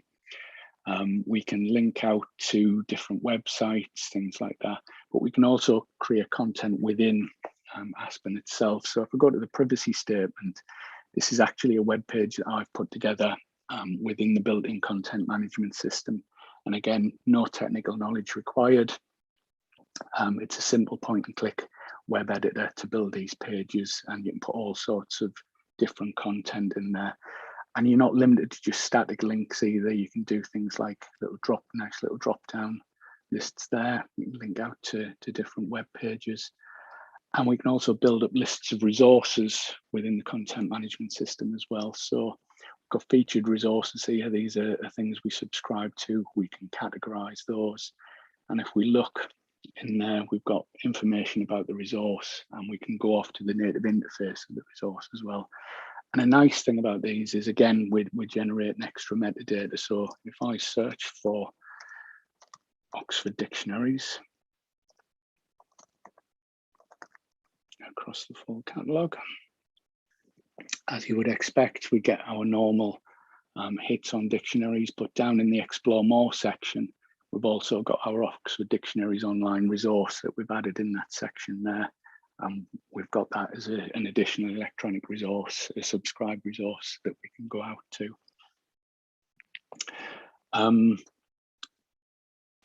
Just a little bit about the admin side of things, as I know we're running short on time.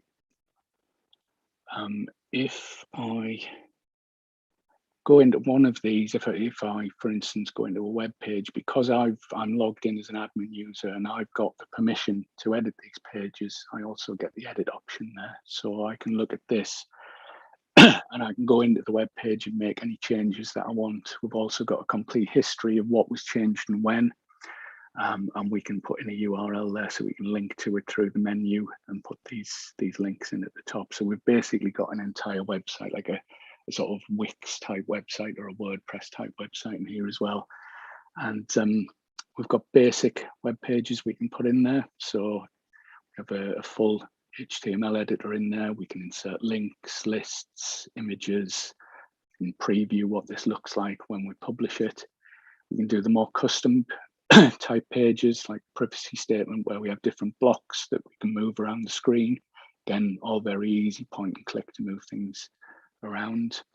We've also got forms that we can use. So we can build one of these together. We can specify that someone needs to be a registered member and logged in. We can have some introductory text, and then we start building the form. We can have text fields, validated email addresses, drop-down select lists, and we can say where the results of that need to be emailed to as well, and a little message for once the submission's taken place that will pop up on screen.